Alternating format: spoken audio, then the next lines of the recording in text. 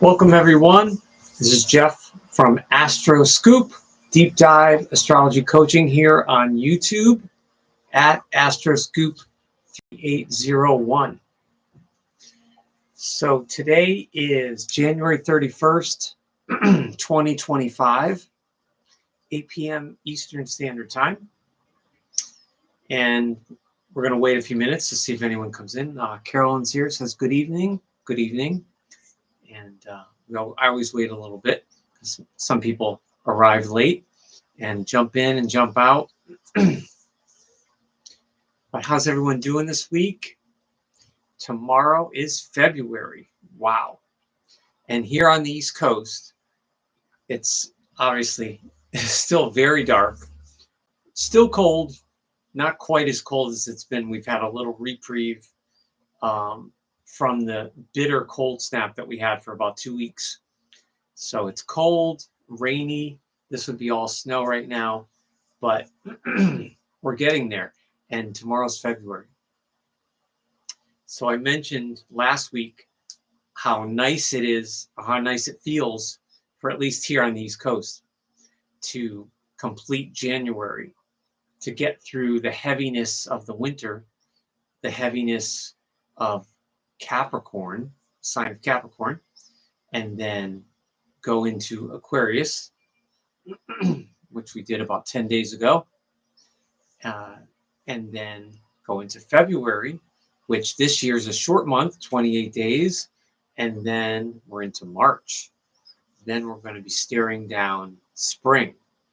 So it's a wonderful thing. Karen's here, says greetings. Today is birthday of a high school boyfriend. Whoa, that's awesome. That's great. I love it when I'm amazed by your memory, everyone's memory. You know, I guess in life certain things really stick out. I have a very good memory for a lot of things, not everything, but I do have quite a memory. I think it's due to I have planets in the 4th house in the Cancer house. So I think that's part of it. But it's interesting how certain things, yeah, you just don't forget, right? You could, but that's great. Today's birthday. That's awesome. That really is awesome. And I hope it resonates some things here. So it's a couple minutes after 8. We'll wait a few minutes to see if anyone else pops in. And like I said, it's January 31st, 2025. Tomorrow's February. And we are in 12 degrees of Aquarius. So we're much further along now than last week. And we're almost in the exact middle period of the cosmic journey through Aquarius. And so it's amazing how in 1 week doesn't seem like that much out of the year. But in the astrological cycle of the signs and the periods, it's 6 or 7 degrees of the sign moving in the planet, but it's also a shift because throughout the last week, we had 3 different moon signs basically. So it's changing every 2 to 2.5 days. So we always have a different moon sign, and then of course the moon is having different aspects with the transits, and so some of those transits are long lasting, like we've been talking about, but the moon kind of changes it up every 2 to 3 days with a different vibration. And of course that touches something in your chart, my chart, everyone's chart, the event chart, the United States chart, other countries. So it's always hitting something different every month with all the moon phases and all those cycles. So some things are staying the same for a while, and some things are always changing within that framework of the transits kind of staying stable for a while, especially Pluto, which we've been talking about. But tonight we're going to talk about, last week I talked about Aquarius 1, just pure Aquarius energy coming off the Capricorn Aquarius cusp. And tonight is Aquarius 2. So if you know anyone currently in your life or in the past that is or was born January 31st tonight. It could be the 30th, but that's basically, I still take that as the first period, but it could be 30, 31st, all the way up to February 7th next week, or the 8th.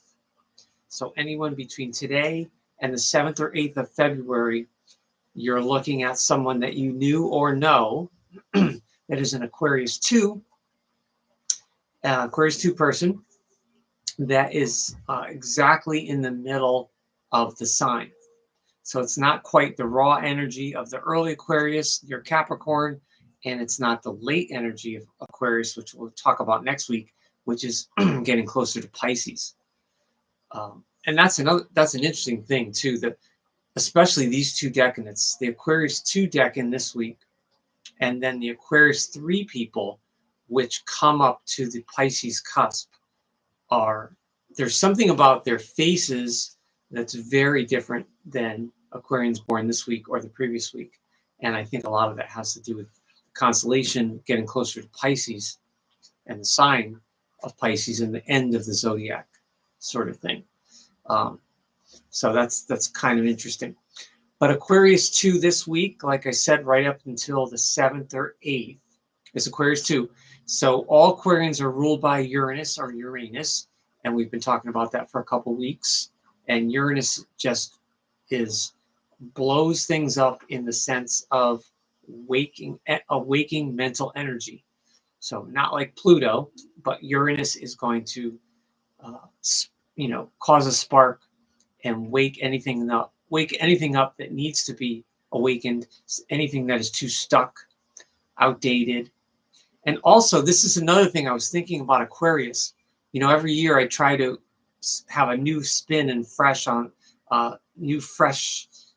take on the signs, which is hard as astrologers because we're always talking about the same kinds of things that are some constants in traditional and modern astrology. But Aquarius, being Uranus ruled, is kind of the awakener.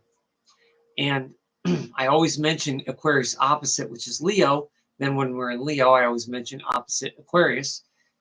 Leo is more of the ego, and it's the will. So you could look at Aquarius really as awakening someone or something or the universe or a group away from, awaking you up to give you a wake-up call to say, hey, you're not the only one that's involved here. The I, like one person, is not the only ego involved in whatever situation is going on, or in the bigger cosmos, the bigger picture of the cosmos, the group, the universe. And that's one really, really positive thing you can take away from the Aquarius period, is that a positive, evolved, mature Aquarius person tends to not have any sort of messiness, if you will, for lack of a better term, messiness with their own ego, which you might see in a Leo person or a Leo planet. Now, that doesn't mean, obviously, all Leo people are negative or egotistical or anything. Any of us can be egotistical at moments, certain times. But the true higher Aquarius octave of Uranus can really do away with the ego and see how the particular person, them, the Aquarius person, but also you and I that are not, anyone that's not an Aquarius person, how we're unique and how we fit into the group and how we fit into the cosmos. So that's a real interesting thing I thought about Aquarius, awakening you to your higher potential and kind of getting you out of your own ego, and maybe getting you out of your own way if you're stuck and sort of thing. But Aquarius 2 this week is the co-ruler's Mercury. So Aquarians born this week will have a mercurial bent to them, and they will also, which means Gemini. So there's it's not a literal Gemini influence like a planet, but there's definitely a nod and a bent there to Mercury. And when I was researching celebrities and thinking about people that I knew this week, born from today to the 7th or 8th of February, we're looking at 11 degrees of Aquarius to about 18, 19, 20 degrees of Aquarius. So if you have someone that's Sun or any Aquarius planet that is middle to getting later, it would be to the Mercury co-ruler. But when I was looking up people and thinking about people that I knew, I realized that this particular week, I've known probably about the same amount of people in real life, in real time, that I've known that were in the early Aquarius period. And all Aquarius people I've met, and I've met men, women, all kinds of different backgrounds, different ethnicities, completely different generations. And there's there's usually always a thread. Of course, you got to look to their Uranus, and in this case, look to their Mercury. But there's always a thread of uniqueness. And I know I keep saying that. But Aquarius people are truly, truly unique. And even the most straight-laced, kind of conservative, maybe if an Aquarius person grew up in a very conservative household with their parents, as far as religion or rules or, morals, dogmas, anything like that, that Aquarius person is still going to show somewhere in their life, it's like when I talked about back in Sagittarius, Sagittarius could be shy or introverted, even though they're a fire sign, but somewhere in their life, they're going to show a little bit of a wild streak. And then the Capricorn Aquarius person would show a little bit of a wild streak with the combination there. But Aquarius people, especially Aquarius 2 people, there's something very strongly mental about them. But now what gets introduced is this incredibly youthful energy. I've never met an Aquarius person born this week, no matter what their age was, that wasn't incredibly conversational, humorous, and very youthful. Now, we're going to talk about the youthfulness is interesting because Aquarius being the 11th sign, so in the cosmic journey of life with the zodiac here, we're looking at someone that would equal someone in their 70s if we're looking at 80 to 85 years of life with 12 signs. And 12 times 7 is 84. So we're looking at someone that's in their 70s. It would relate to that kind of life experience and wisdom, but maybe someone at that age finding a new lease on life, knowing that they're in their later stages, to let loose and be more relaxed and maybe regress, if you will, to childhood or to childlike thoughts, and childlike opinions, childlike ways. And that can go one of two ways. I think it can be very youthful and very inspirational, and it can also be sort of a Peter Pan syndrome or an immature kind of way of approaching life, a relaxed, airy, humorous kind of way of looking at life, especially if someone had Aquarius rising at these degrees. That would be very much true, because the rising sign is kind of your worldview, your mask to the world. But any major Aquarius planet that's going to be in these degrees is going to have, to me, it has less of the Saturn, Uranus seriousness and mental fixity. And it's still fixed in opinions, but with Mercury, there's just something more youthful, flexible, and humorous about people born this week. And people born this week are also undeniably brilliant and have genius potential and talent, just like the first decan that we talked about last week. And, it's amazing because I always mention with Aquarius people, and I had another astrologer person years ago, she said this, she agreed with me, and she said this kind of the same thing in different words. But we both agreed when we were talking about Aquarius that no matter what the formal education is of an Aquarius person, college degree, master's degree, PhD, whatever certifications or specific focuses that Aquarius person has or had in their life, that Aquarius person will have an original offbeat talent and intelligence that's all about unique to them. And they'll stand out. Like, so if you have a bunch of friends and that one friend, or, you know, that one boyfriend or girlfriend that you dated is an Aquarius, you'll know that they just stand out somehow. Hello, are Aquarius picky eaters? Boy, that kind of threw me off. I don't know. That's a good question. You'd have to specify. Do you mean a child Aquarius, or a grown up, like someone over 21, or a minor? I don't know. I wouldn't use the word. Child. Okay. I wouldn't use the word picky to describe Aquarius, especially this week. Not picky is not a word I would use. And you know, I mentioned this before with Aquarius. Aquarius people often love everybody.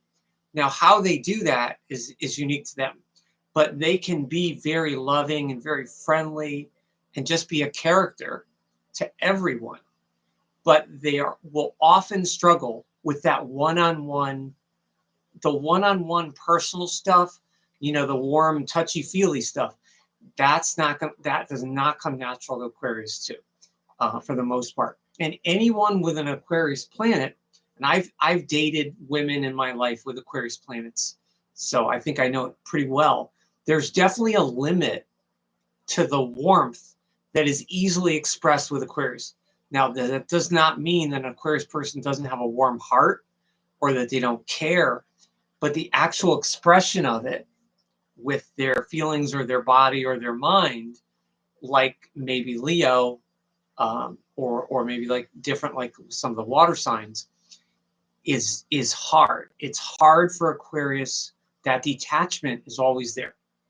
And I'm not saying that's necessarily a negative thing, but especially this week, that youthfulness and that detachment, the more serious signs, or signs that want more, may not always get it from an Aquarius.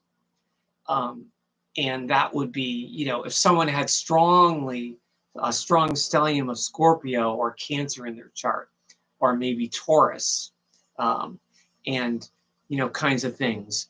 And that sort of thing would not be easy for them to reconcile, because the water bearer is not, you know, it's not a water sign. Aquarius is air. So a lot of people think Aquarius is water. It's not. It's the symbol is the water bearer pouring out this kind of water and this electricity of knowledge to the group, to the cosmos. So the water bearer, that's another thing about Aquarius planets. They love you, and they may very well be incredibly sincere, but because they're Aquarius, they love a lot of other people too.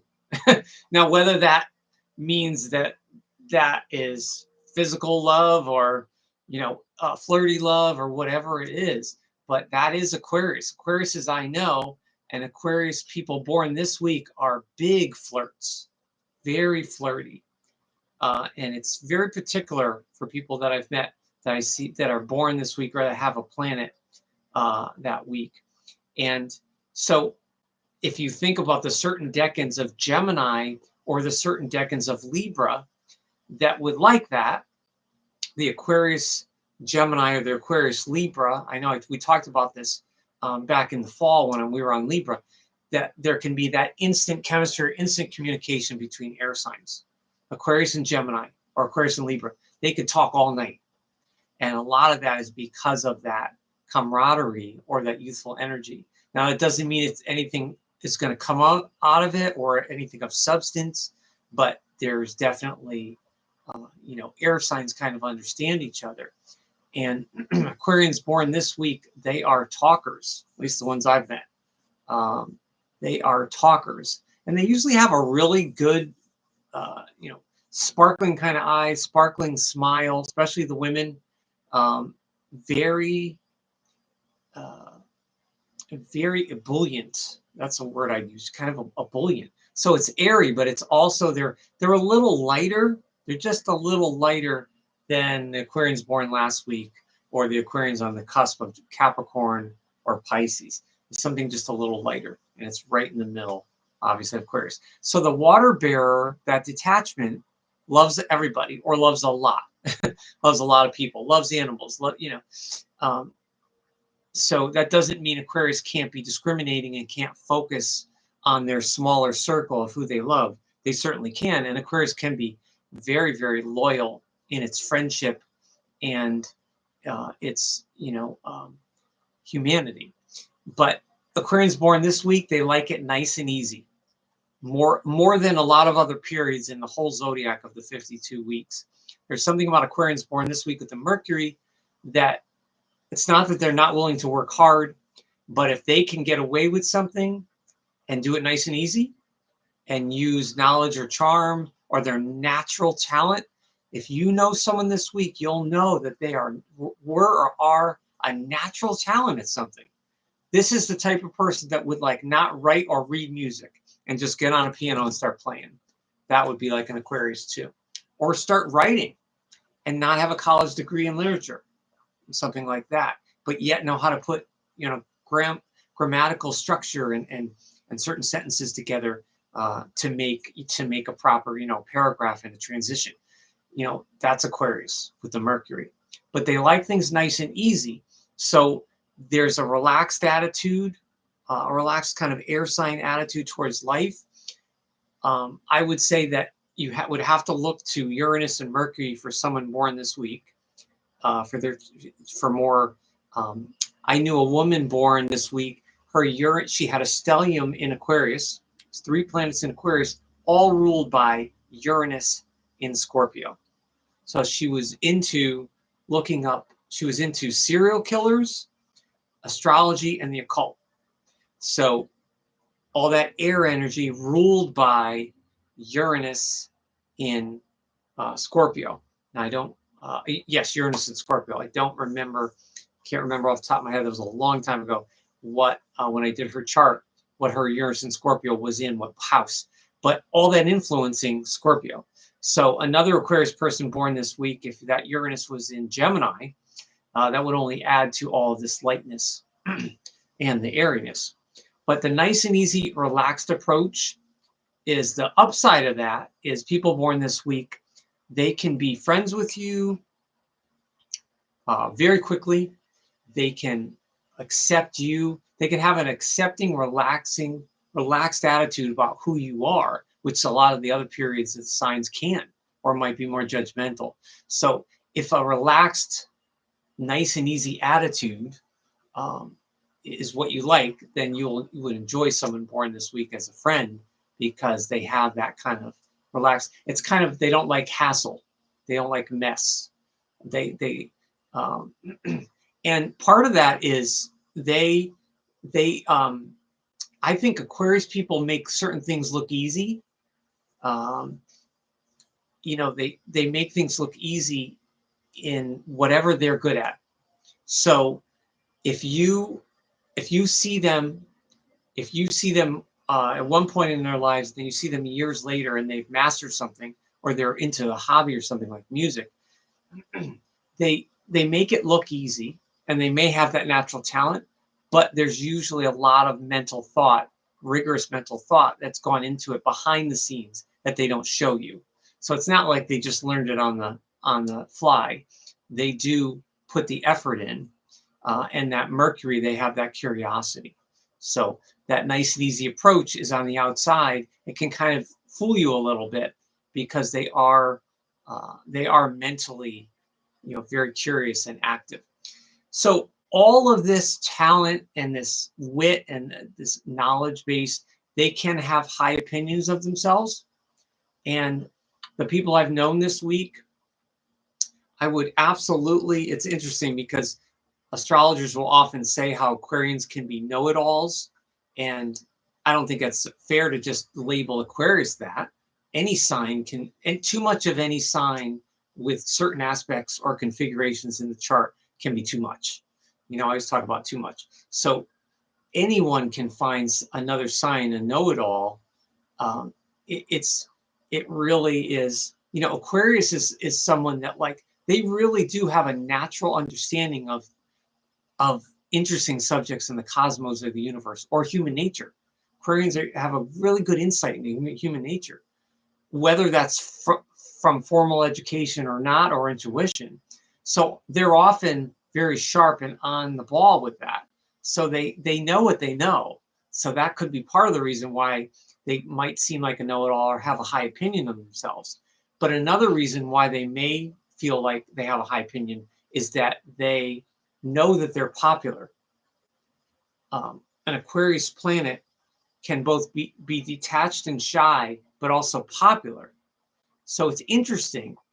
I see the air signs, the air sign trio, and this is especially true for air sign rising people, or Venus or Mars, which is love or sex, energy, rising. If you have an air sign planet, but your personality is more introverted or shy, you will naturally attract people quietly. You'll magnetize people in a social way just because of the air sign energy. Especially if it has good aspects to it, sextiles or trines. It's especially true for like a Libra rising or an Aquarius rising. It's almost like an air sign magnetism, magnetism that's different than fire or Scorpio or Taurus. It's just its own unique kind of air sign attractive quality. So Aquarians born this week can often be very popular, and they mingle, they schmooze and mingle.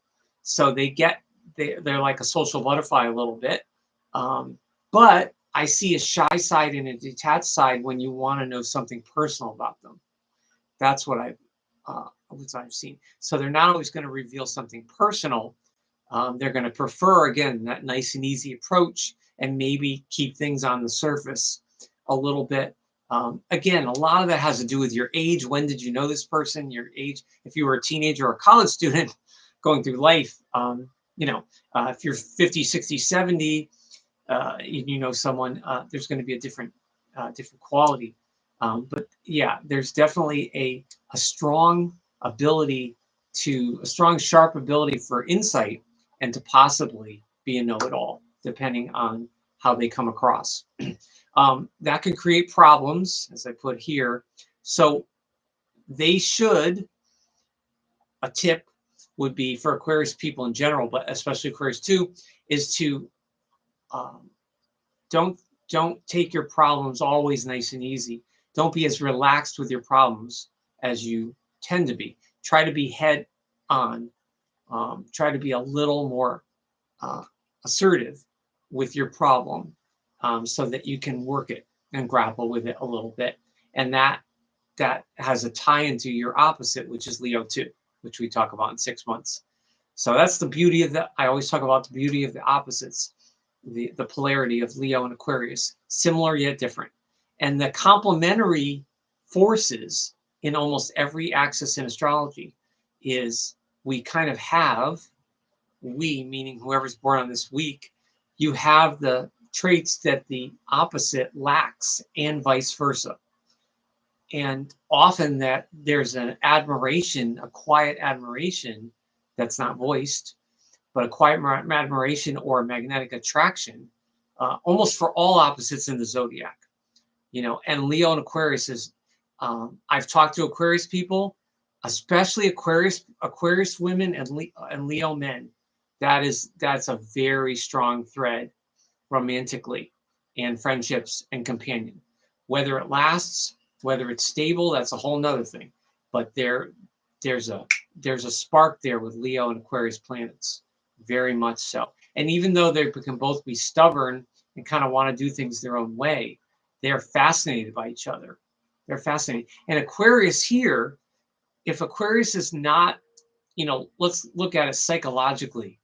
If Aquarius is not, disclaimer, I'm not a licensed person, so take it with a grain of salt. It's not medical or mental health advice. But psychologically, if an Aquarius is not dealing with their problems head on, unexpressed problems create stress, which creates bad decisions, and then that might create more unexpressed feelings. So it's kind of like a cycle. So if you're not doing that, tapping into a Leo person that has a stronger will, or is just a little more gritty about dealing with a problem, or a little more brave about it, that would be very attractive to an Aquarius person. Say, wow, look at how that Leo man or that Leo woman handles that. That's interesting. I wish I could do that, or I want to be like that.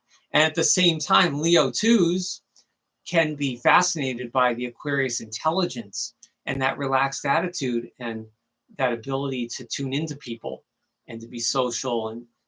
And Aquarius can do that without necessarily a big ego. Again, that kind of group consciousness. So that's why the opposites there, I always mention the opposite, can really, it really comes into play there. And of course, we'll talk about that in 6 months with Leo. But that's, and that also goes to play with anyone that has Leo or Aquarius planets in your chart. If you have an Aquarius planet, that will have a dynamic with Leo as well. Now the Aquarius is also has a dynamic with the other fire signs, Sagittarius and Aries, because it forms a sextile. But that's a different kind of energy. The opposition is kind of a push-pull kind of thing. So with all those problems, working on things head-on is a good lesson for Aquarius 2 people, especially if they are a Peter Pan type of person, and kind of putting off, if they're in their 40s, 50s, and 60s, and they're putting off really growing up. I have met people born this week in their 40s and 50s that probably I would not consider them mature. I wouldn't say that they were mature for their age. They were able to have a job and have a life, but they were definitely something about them that was very much years younger. And again, that's preference. Some people might like that. Depends on, the environment. But they love to entertain, especially anywhere there's Gemini and Mercury. It's like that fun, that humor. So they definitely like to entertain. They can be funny. They like to laugh, but it's much different than the dry, sardonic laughing of Capricorn. It's different than a big horsey laugh like Sag. It's the air sign smile, I say. I don't know how to describe it. If you know enough air sign people or air sign risings and the smile, you know it. But they like to entertain and they do like to please. So this is interesting. As we go through the Aquarius period, we are going from a very raw, independent Aquarius person, which is the early part, into the second decadent of Mercury, and then into the third decadent, which we'll talk about next week, which is late Aquarius, that has a Venus or Venusian influence on the week born. So they do like to please, possibly a little more than the first week, which is all Uranus. And so an Aquarius person born this week could be a very interesting mix of kind of youthful rebel and people pleaser, if that makes any sense. They could be a little mix of both there. And I would really look to their Mercury, which would be either in Aquarius, Pisces, or Capricorn. It's the only 3 signs it could be in. If this Aquarius person also has Mercury in Aquarius, there's going to be very little that you're going to be able to convince them of. It's just truth. They have opinions, and they have high opinions of themselves. Even if they have low self-esteem or low self-image, doesn't matter. They have high opinions. And they'll respect yours, and they'll be very sweet about it. But you'll know that your opinions did not land, and it didn't convince them. So that's where, when astrologers are talking about Aquarians being a know-it-all, I think they're not saying it the right context. The Aquarius fixity crystallizes thoughts. That's the danger of Aquarius. Aquarius being so effortlessly talented, intelligent, ingenious, inventive, innovative, all those I words.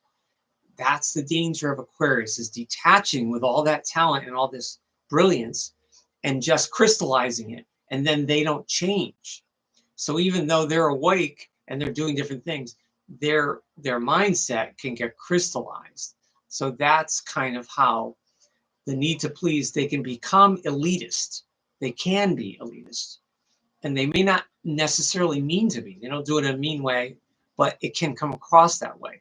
If that Aquarius person had Mercury in Pisces, it'll be much more flexible. If they had Mercury in Capricorn, that would help to ground them, depending on Saturn. But you'd have to look at their Uranus placement, very much so, the Uranus sign aspects and the house, very much so. But if this Aquarius person also had a Venus in Aquarius or a Mars, you know, they'll be loyal and true to their groups, whether it's a small group of friendship or their, you know, their loved ones to an extent, but it will usually take a back seat to their own sense of space and mental space, usually. I would say that. So this could be a person born this week, could easily have 2 or 3 marriages, not because they're a bad person, not because, with every success, there's a failure right before it, right? And with every failure, there's a success before or after. So that's what life is: failure, success, success, failure. We all do that, and that includes marriages and relationships. But someone born this week, because they love so much, they like to please, they tune into people, they could easily love being married, but having that space. So if something gets too suffocating, they get divorced and they want to be married again. They get divorced and they want to be married again. That's the interesting thing about air signs too. Air signs are social beings and really like to be married or in a relationship, but they also love space. So that, right, to reconcile, fire signs also have to contend with that as well. Mostly fire and air signs. But that elitist attitude can pop up. Usually they're sweet and thoughtful and charming enough that it doesn't really rub you the wrong way. Doesn't really rub, I find them interesting, so it doesn't rub me the wrong way. I appreciate other people that have strong opinions, as long as my opinion is listened to or heard, I'm good. You don't have to agree with me. But that elitist, they are elusive. They're elusive. Now that's a word I usually only would use with like Cancer or Pisces. Elusive is more water. But Aquarians born this week, because of the Mercury, they're a little slippery. A little slippery. And remember how I mentioned before, they're hard to get to know on a personal basis. They're not always going to offer that. So again, you got to look to other planets, you got to look to Uranus, Mercury, the moon, but they are elusive. And so in their own way, they can bring a lot to a job, a career, a community. They're very smart. They're very thoughtful. They have a good knowledge base, but they can be elusive in, I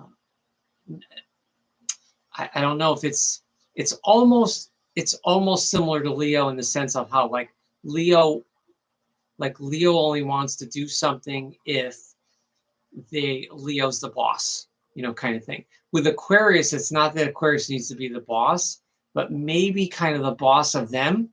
If that makes any sense? So it's not an ego thing, I think. I don't think it's an ego or an I thing. I think it's elusive because it's like maybe a self-protective thing, possibly with an Aquarius planet, that I want to be able to be awake and breathe fresh air, similar to Gemini and Libra, so that if I need to make a move, I can, and then I can avoid things that are too heavy. So I don't want that mess and I don't want that hassle, sort of thing. So maybe that could be why they're elusive. Tamisha says, hey, I think you were here last week, February 15th. Okay, so we're going to be, you got to make sure you tune in next week, because I'll be talking about your birthday week next week. And I can look up the transits for February 15th. If you come back next week, please remind me. Thank you. And tell your family and friends. So all the E: entertain, elitist, elusive, that pleasing. And the I know factor is obviously very strong with any Aquarius person. They just know. And humorous, and they're risible. There's something different about Aquarius people. You know, if an Aquarius person born this week didn't have any other air in their chart, let's say their natal chart was just Sun in Aquarius. They were born tomorrow. They were born on February 1st of any year, but they didn't have any other Aquarius major in their chart, and not even Aquarius rising. Depending on the houses, the air houses, they would most likely have some more serious signs or heavier signs, maybe maybe Capricorn, maybe Scorpio, or a more you know, a more a visceral sign like Aries or Leo or something. So that would influence them greatly, and they would have just the Sun, and the Uranus would not be in air, so it would be in another element. So they would be greatly colored by those other planets, especially because Aquarius is not, the Sun in Aquarius is not strongly placed like we see with Sun in Leo, because Leo is ruled as all the Sun. So the Sun is so natural in Leo. It's not natural in Aquarius. That doesn't mean Aquarius people aren't confident or strong. It just means they may have to work harder to develop that, or they may be a late bloomer of sorts with that Uranus energy, or it might be more behind the scenes kind of thing. So yes, very humorous and risible, visible. It's all there, that the kind of the laughing and the humor. All right, so let's take a look at the transits, since we're in the middle here. Well, 40 minutes in. So right now we're at Sun at 12 degrees of Aquarius, and so we have basically we had and have almost the stellium. The Sun's 12, Mercury is at 6 of Aquarius, and the Pluto is at 2 now of Aquarius. And those are all direct. So Pluto's direct, Mercury's direct in Aquarius. Now, we have 18 days left of Aquarius, or 17-ish, and then Mercury moves quick, because we were just in Capricorn. You see how quick Mercury moves.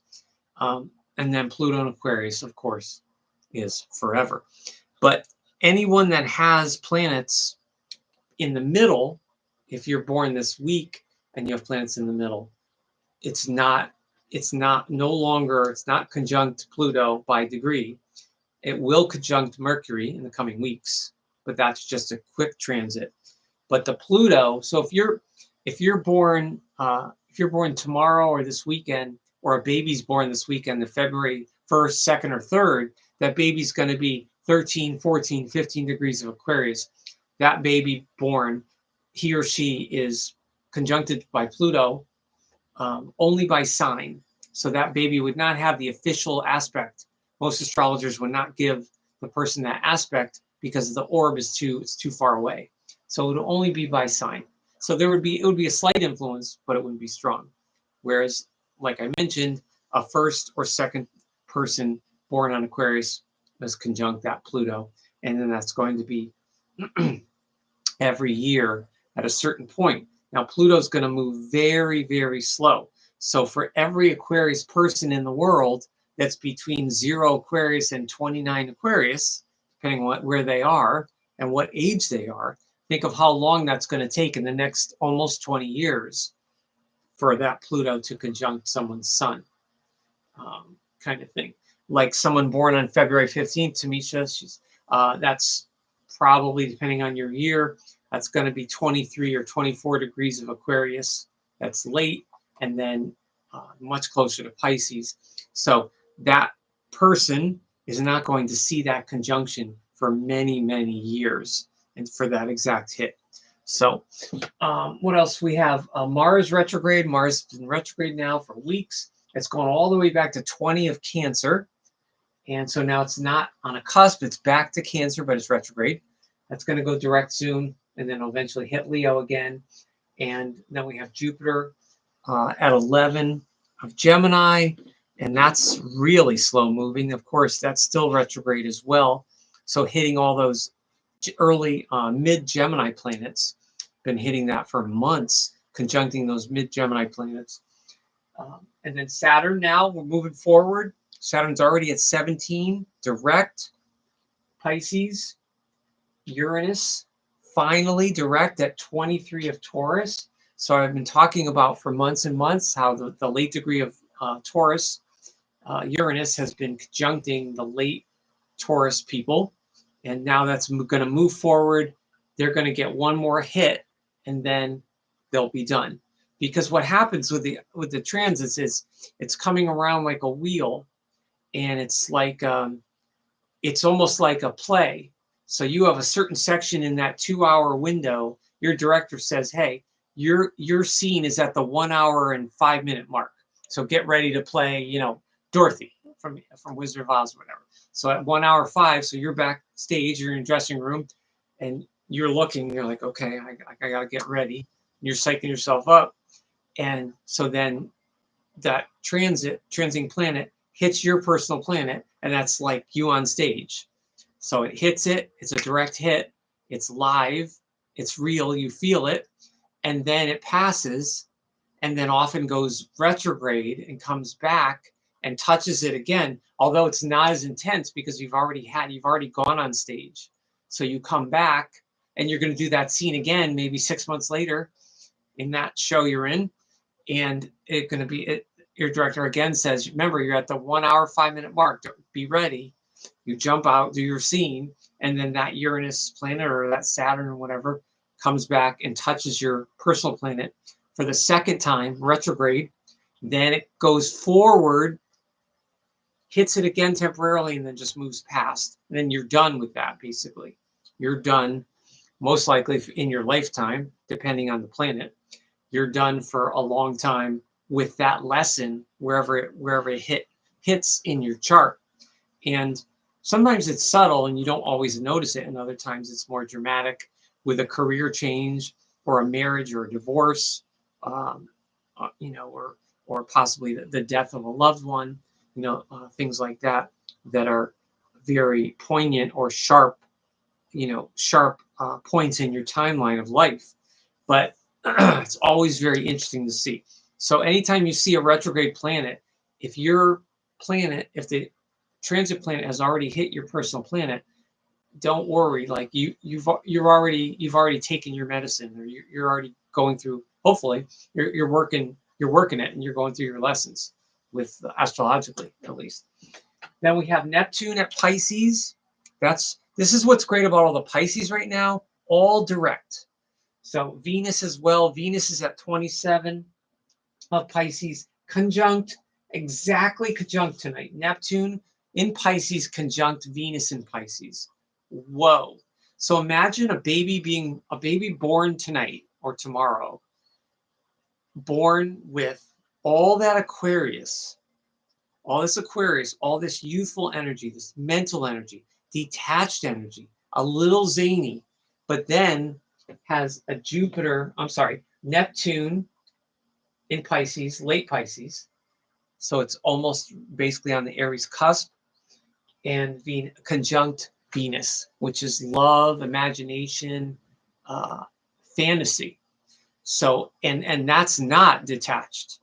That's more attached. It's dreamy, it's out there, but it's not detached out there like Aquarius. And then when we get to Aquarius Pisces, oftentimes people see an overlapping of Aquarius and Pisces being kind of similar, and they are in some ways, but there are very, very marked differences between Pisces and Aquarius that we'll talk about next month when we get into the cusp. But though all that Pisces there, that's really, really interesting. And so the node has now gone back. It was in Aries. It's been going back, hitting those early Aries planets. Now it's at 29 of Pisces retrograde. And let me just see here.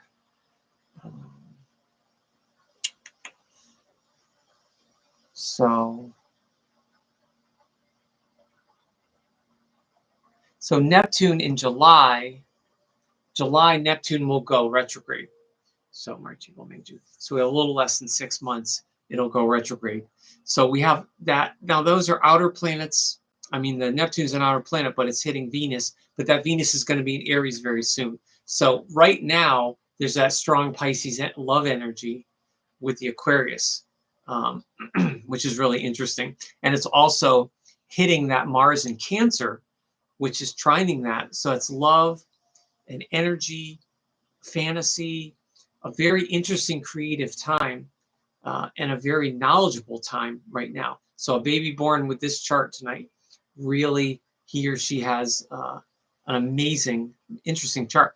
The baby would not have a lot of grounding, though, as there's no major Taurus, no major Capricorn, and just a little Virgo. And also, there's virtually, like I've been saying, there's no fire. So the cosmic sky, the cosmic energy right now is not at all very fiery. Again, the chart changes, the houses change, the ascendant changes with the time, and depending on the time zone you're in. But the fire signs are not, they're not really there. And pretty soon we will have those Pisces planets, especially Venus, will go into Aries, and then Saturn. Look at Saturn here.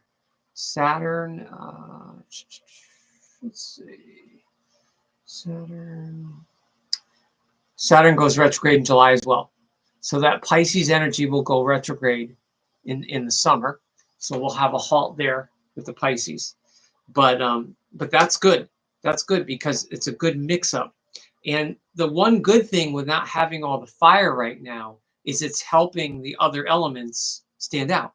So if you have a lot of air in your chart or a lot of Pisces in your chart, it's highlighting it, which is kind of cool. It's just highlighting it, so you can tune into that and express that.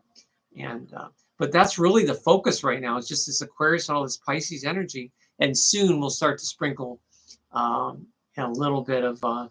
Tamisha says, "Thank you. You're welcome." That Aquarius and Pisces energy, very, very strong right now, and it'll be very markedly different when it starts to become Pisces with a lot of Aries kind of thing. Karen says, "So interesting. Thanks for sharing." Yeah, it really is. And, you know, it's like every week I always feel like when I look at the transits, I feel like there's going to be nothing to talk about because they just did this a week ago, 7 days. And not a heck of a lot changes in 7 days. But like I said, the moon changes. And when you're looking at a chart of a baby born tonight, you know, everything's different as far as like the ascendant here, you know, the midheaven, the 10th house of Gemini here. So those things are always changing. The house placements are always changing. And then their personal planets, that baby's personal planets have different dynamics with the transits every couple days, every week, every month. So that's what keeps the transits going. And I think that's what keeps all us astrologers and tarot and you know, predictor people. Even there's a lot of financial people now that are financial. They have their trade is finance, but they're now using astrology, you know, to predict certain trends with the market, you know, bull and bear markets and everything. So that's interesting as well.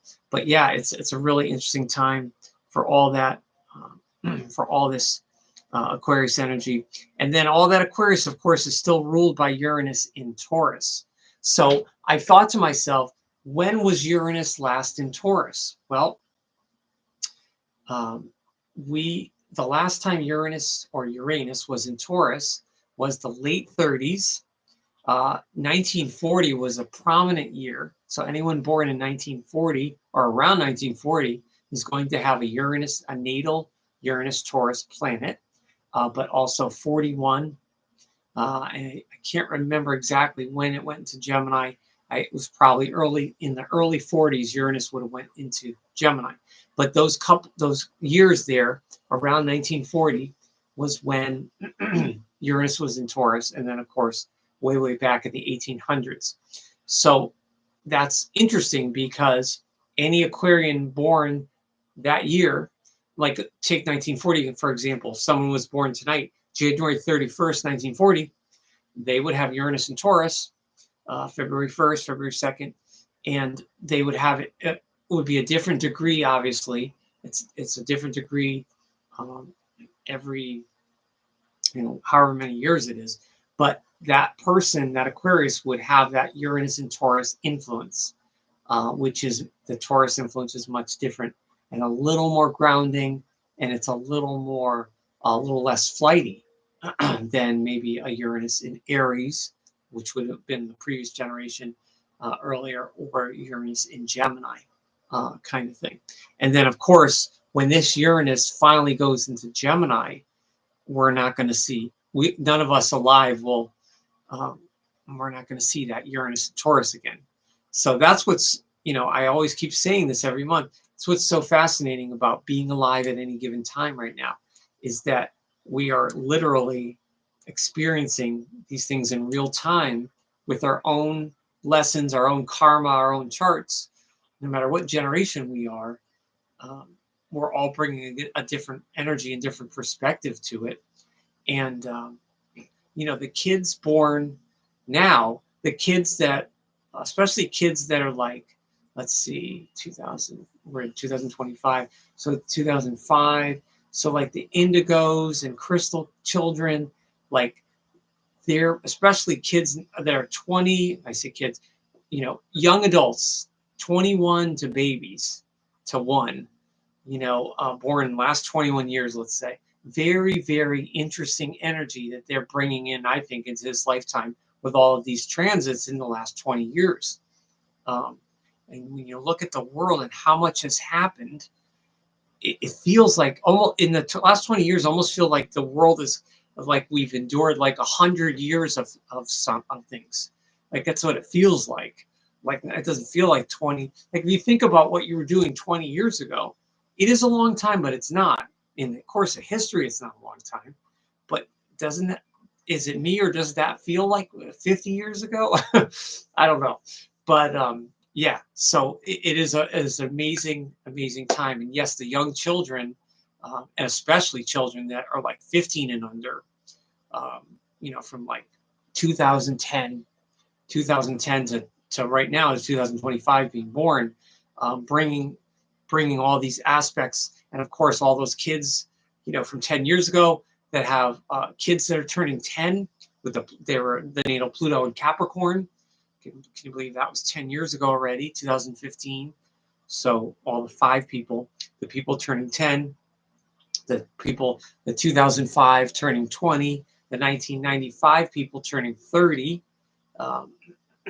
which is the Saturn return people finishing up, and then 85 turning 40, coming up on their Uranus opposition, and someone in 75 turning the big 50, 65 turning the big 60. That would be another Saturn return person, kind of thing. So yeah, it's always the transits. There's always something infinite to talk about, because there's always, when you look at all the decades and you look at all the different months, you have similar charts in different years. Like if I look up two different Aquarius people from two different generations, they may often have similar, there's a lot of Aquarius people that have Venus in Capricorn.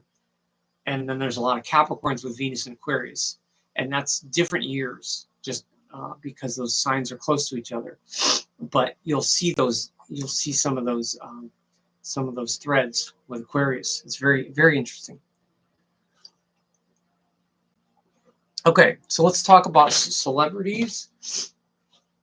This was a very interesting week, and these celebrities have, to me, celebrities born last week have just that sort of a pure Aquarius Uranus talent or brilliance to them. People born this week, the talent is mercurial, and it's hard to pin down. And also, there's something elusive to their craft, especially the music or their acting, and it's just something that you have to observe. So Joe Sample, he's one of my favorite jazz pianists. He was in a group called the Crusaders in the 60s and 70s. His music is incredibly elegant, very smart. It's very buoyant. Piano style is very buoyant, very fun. Great. Now, Rick James, I put him on the list. He's a very controversial figure. He was an extremely troubled person in real life, and got into trouble, and lived a very dangerous, edgy, kind of right to the edge kind of life. But Rick James' music, he actually saved Motown because of his music in the 70s and 80s. And Rick James' music is absolutely brilliant.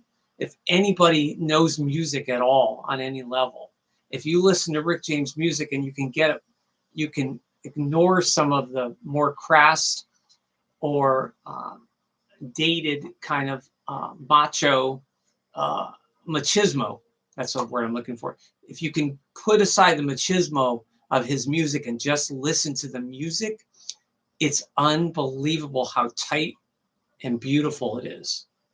It's masculine, it's feminine, it's mental, it's emotional, it's everything. And that's where he was able to put his love into it. Michael C. Hall, he is the actor that plays Dexter on the new revived show. Dexter was a serial killer series from 20 years ago that's now being revived. Michael C. Hall is also a very accomplished musician and singer, and he's very odd when he dresses up for his group, and he's got eyeliner on and all kinds of goth stuff. So something very humorous and elusive and very interesting, but incredibly intelligent. Really, really good actor. Ross Valerie, he's one of the most underrated bass guitar players, I think, in rock. He's the bassist for Journey, the supergroup Journey, and responsible for all the hit songs and all the beautiful bass lines and rhythm and co-writing for Journey. So amazing, Ross Valerie. Lowell Tolhurst, he's from a British group called The Cure, who are really, really big. They're big here in the US, but they're huge in Europe. And they're kind of an epic, they're kind of like the Beatles of goth music, the Beatles of darker pop. That's who The Cure is. And Lowell Tolhurst is, he's very responsible. He brings an absolute brilliance to that group. And the music is very ambient and moody, but it's also very, he brings a certain clarity and detachment. Patrick Bergen, he's a more obscure actor. He acted in a movie called Sleeping with the Enemy from the 90s with Julia Roberts, kind of a disturbing movie where he plays a very abusive husband and very troubled villain. But undeniably, very sort of plays these conniving, mischievous roles with incredible intelligence. So again, it's hard to put my finger on it. This talent is hard to put my finger on it, but you have to just watch these people and absorb it to see what I mean. James Spader, another incredibly lucid, elusive, very mercurial actor from movies in the 80s and 90s. He was on a show called The Blacklist for like the last 15 years, a TV show called The Blacklist. Incredibly intelligent and kind of hard to pin down. His characters are very hard to pin down. His characters are kind of outlaws, detached, a little troubled, a little edgy. Very interesting. Kataro, he's a really, really interesting, highly intelligent, new age ambient composer that goes back many decades, and he helped the whole new age movement. And I actually had some Kataro, I think in the 90s, and I was trying to find it to play it, but I couldn't find it. But his music is really, really beautiful, really, truly clear, very clear and very beautiful. And his Uranus at that time, it was in Cancer retrograde, so it was a little bit of a water influence. Another person on this list who I think is very much an Aquarius too is Bob Marley. Now, I totally respect and get Bob Marley's talent and the whole movement and one love that he brought to music. I don't particularly like Bob Marley's music. I don't hate it, but it just doesn't speak to me. The musical part doesn't speak to me. The messages are interesting, but he's very much an Aquarius too, with the Uranus and then the Mercury message. We have Clark Gable. Gone with the Wind, and he had some very good dynamics with some of those actresses from that time. And I think he was kind of I've watched some movies from that period. I should watch more, but he was kind of, I guess, one of the kings at that point, right? I guess one of the kings of acting. Definitely extremely prominent person for a good 10, 15 years there in those types of movies. And obviously very intelligent, very interesting face, and both kind of masculine and feminine, kind of, or masculine and effeminate, or something kind of simultaneous about Aquarius men often. They can kind of be both at the same time, or one or the other. So Clark Gable is a good example. Ina Garten, she is turning 70-something this week, the well-known acclaimed cook. And I used to watch her show a while ago to try to get ideas. And she's really good. She's really interesting. I think she's coming back into the prominence, into the news lately. And I would guess there's got to be a Saturn or Uranus aspect for her happening in her 70s. But she's really interesting. And she makes things look so easy, right? But you know that she's put so much effort into that, so much mental effort. But she does, her approach is very relaxed, and she's got the smile, and nice and easy. That definitely fits her. Last one on the list is George A. Romero, who is responsible for the Night of the Living Dead. He's kind of a king of, he was one of the kings of horror, I guess, that brought the horror themes and vibrations to movies. And his movies were kind of dark, but they're also outlandish and they're eccentric. So, you know, when you consider that born this week, having the Mercury and that Uranus influence, there's no doubt that people born this week are going to do something truly unique, but they're going to do something with a message. And they just make it look, even the actors that I mentioned on here, if you watch any of them, they make it look so easy. I know a lot of actors do that are really, really good actors. That's the whole point, is they make it look easy. But of course it isn't. But yeah, George A. Romero, very interesting. Night of the Living Dead, horror. And so that's the key to Aquarius 2, is combining the Uranus and the Mercury. And you want to look to that in any chart. If any person born between today, the 31st, and the 7th or 8th, Carolyn says, such interesting celebs. Yeah, they really are. What a mix, too. The personalities, you know, like, I know I keep saying this, but Aquarius, every time I look up people all year, I look up these, you know, all these people that are artistic in some form.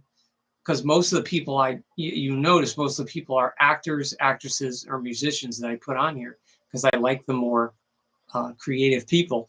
But the Aquarius people are always uniquely unique, right? We're all unique, and we all have quirks. But Aquarius people, especially people born this week with the Mercury, they have a youthfulness and a certain quirk about them that is just them, and they can be a breath of fresh air and can be a lot of fun. But the major lesson is for them to honor their dark side, and to know that it's okay to not have to be bouncy and happy all the time, and to not have to project that to people. Like, people don't expect that. People know that you're naturally humorous and bouncy and light, which is great. But you can also be, you know, a little heavy if you're dealing with something that you need to deal with, and that's where you can channel the Leo too, and be a little brave, maybe a little more brave, or a little less detached. The detachment of Aquarius is always something that they teach to all the other 11 signs, and detachment is very good. I think it's a lesson for all of us. But of course, that can go too far. Just like attachment, we can get way too overly attached, as Patrick Bergen showed in Sleeping with the Enemy, when he lined up all the things in the cabinets and he scolded Julia Roberts' character, which is Laura, and she said, "I'm sorry," and he said, "That's what reminding's for." Oof, that is like so sharp, and it's chills. That's what reminding's for. Woo! So it's both attached and detached. So I'll leave you with that. Thank you so much. Don't forget to like, comment, and share. 80% of you are still not subscribed. That's 8 out of 10 people that are watching me from the United States and Pakistan right now. Pakistan, I'm getting a lot of views from Pakistan. Thank you. If anyone sees it or the subtitles, I appreciate you. Thank you. But please subscribe. You have to sign in with your account and click subscribe on Astroscoop 3801. But like right now, weekly live streams are here at 8 p.m. on Fridays. Thank you so much. I appreciate it. And again, if you have any comments or anything for future videos, please leave them down. And I'm late. I will have an Aquarius video fresh, a new one done by this Sunday. The 2nd, it'll be Sunday or Monday. So look for my new Aquarius video. All right, I'll see you all next week. Stay safe.